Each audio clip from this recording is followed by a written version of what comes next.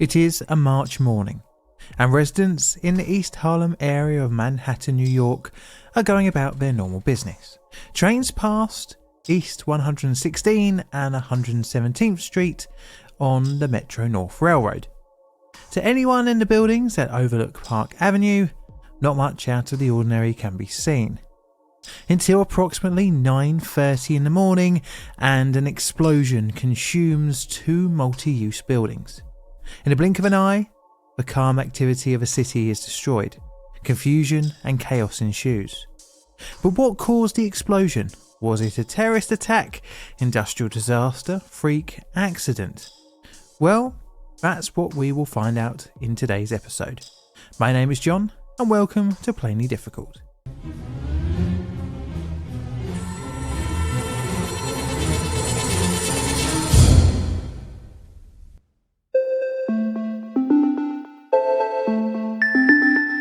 Background. Well, I'm not going to go back too far, as New York's history is rich and diverse, that stretches back several hundred years. But I'll try and fill you into what's relevant for our story. We'll go back to the late 1800s, Victorian New York. As a side note here, do we call this period of American history Victorian? I'm guessing not. I suppose you'd call it by the Grantian period? Well, all modern cities needed reliable facilities, such as fresh water and sewage. Just ask the residents of London's Soho 150 or so years ago. There was a project to give New York a sewer system. It actually started in 1848, and much like in London, was spurred on by a number of deadly cholera outbreaks. But I digress. In the early 1870s, Park Avenue was dug up in a project to add reliable sewage to the area. Park Avenue, by the way, is around here on a New York map. A brick-lined oval sewer was constructed roughly in 1873. It was 15 feet below the street and was 32 inches wide by 48 inches high. Just over 10 years later, the area was dug up once again for the addition of services to the residents on Park Avenue.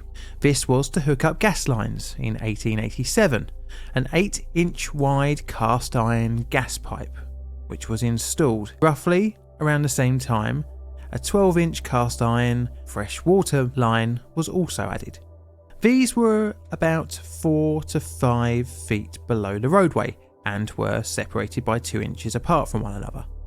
Now, it goes without saying that these amenities are somewhat difficult to maintain due to being buried several feet below ground. In the early 2000s, the city started to get some odd reports of the pavement outside building 1646 Park Avenue sinking into the ground. These reports resulted in the road being patched up. In 2004, a report of a sewer undermining condition was made, which would require further investigation.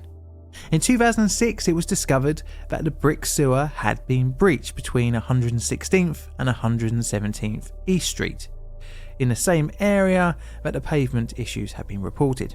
Due to the difficulties of repairing, the city decided to monitor the situation. 3 more reports of the pavement sinking were received by the New York Department of Environmental Protection and the New York Department of Transportation in 2007, 2009 and 2010. Needless to say, this was a bit of a known issue for the pavement and road outside buildings 1644 and 1646. In 2011, the road portion of Park Avenue outside building 1644 and 1646 found itself dug up once again. There was a new building being constructed at 1642, and the 4-story high residential building needed a new gas supply. This is where Consolidated Edison comes into our story. They are the company that are in charge of the utility supply in New York City. As such, when 1642 needed to be hooked up to the gas main, Con Edison were there with the diggers. Usually when old cast iron pipes are exposed, they are replaced with a more modern HDPE type. The size of the gas pipe remained at 8 inches wide.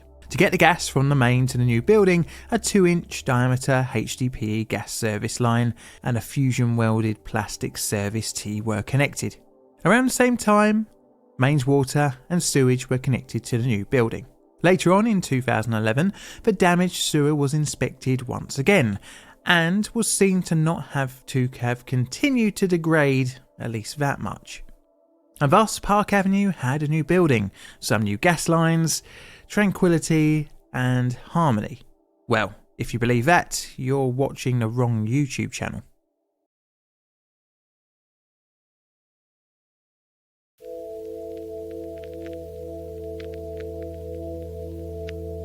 The disaster.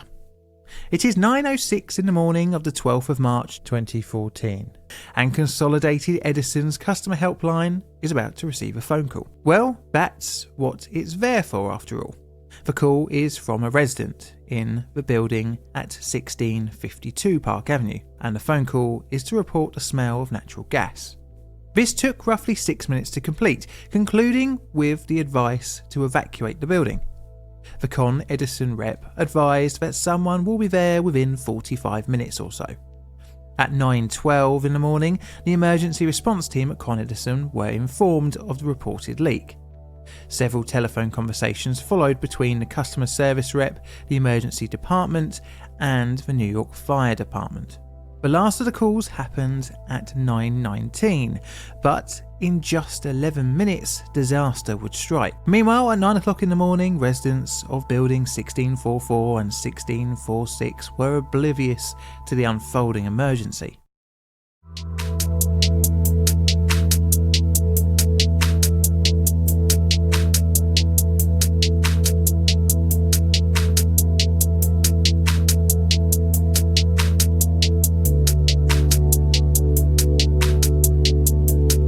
At roughly 9:30, buildings 1644 and 1646 exploded, blowing out the brick facades of the structures, and debris was thrown out into the road. Shortly after, the two buildings collapsed into their own footprint. The mixed residential and commercial spaces were now just a pile of flaming rubble. Almost immediately, the first 911 calls came in, and 3 minutes after, the first fire engines were on the scene. At roughly 9:39 in the morning, the dispatched Con Edison engineer arrived to what could be described as a bad day at the office. Anyone who could began assisting the injured. Windows in nearby buildings were shattered and debris was thrown up to a block away. Some had even landed on the elevated section of the Metro North Railroad. This necessitated the line being shut down until the late afternoon. Around 100 New York Police Department officers were on the scene from 10 a.m. and helped to create an exclusion zone around the still burning buildings.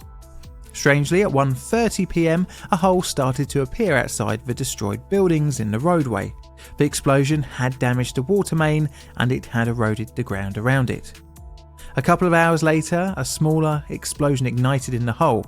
This would later require digging out and filling with steel plates and gravel. The residual fires would burn for another 6 days, hindering recovery work, but finally extinguished on the 18th of March.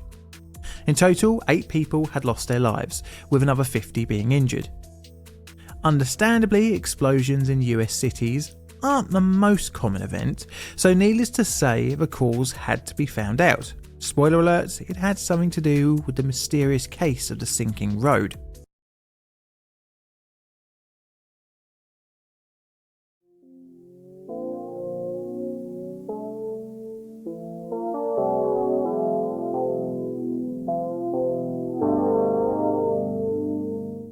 The investigation. Strangely, well, at least I think it is, the investigation came under the purview of the National Transport Safety Board. It's actually quite handy as NTSB reports are usually easy to find and make pretty good source material for one of my videos. But they weren't the only to investigate. Unsurprisingly, the question of the explosion source had to be found, and this came from Con Edison as well. It's not too difficult to put together reports of gas leaks followed by a big boom after all. The New York Fire Department concluded upon its survey of the wreckage that the explosion had originated from building 1644, inside the first 2 floors, which were occupied by a church. Con Edison conducted pressure tests on the pipeline either side of the destroyed buildings, and only minor leaks were detected. This pointed at one probable failure point. the welded T-joint from the gas main to the building, 1642. The joint was investigated and it was found to be faulty, likely due to improper preparation before welding. But how did the T-joint fail? Because clearly it wasn't leaking after immediate installation, even though it was faulty.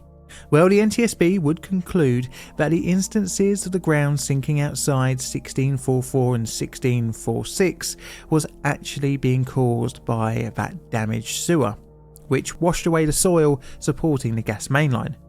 This in turn allowed the main line to sag, which put extra stress on that joint.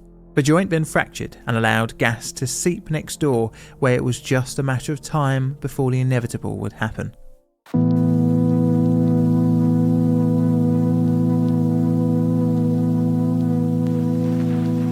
So the blame game had to stop at the feet of Con Edison and the city, who was in charge of the sewage. And also as well, the New York State Public Service Commission. The city would refute the NTSB findings and turn on Con Edison, which in 2017 resulted in a settlement from Con Edison to New York City for a grand sum of $153 million, with reportedly about $25 million going to the victims. Now I'm going to rate this disaster as negligence, as the leaking sewer was known about for the best part of a decade and just left, and also as well as the poor gas main T-joint. I'm also going to rate it a 4 on my legacy scale. This is a Plain Difficult production. All videos on the channel are Creative Commons Attribution Share Alike licensed. Plain Difficult videos are produced by me, John, in a currently wet and windy corner of southern London, UK. If you want to find out hints on future videos, you can by checking out my Twitter. I also have Instagram as well, which I put up random photographs. If you're enjoying this outro song, then feel free to go over to my second channel, Made by John, where you can listen to it in full. And all that's left to say is thank you for watching, and Mr. Music Man, play us out please.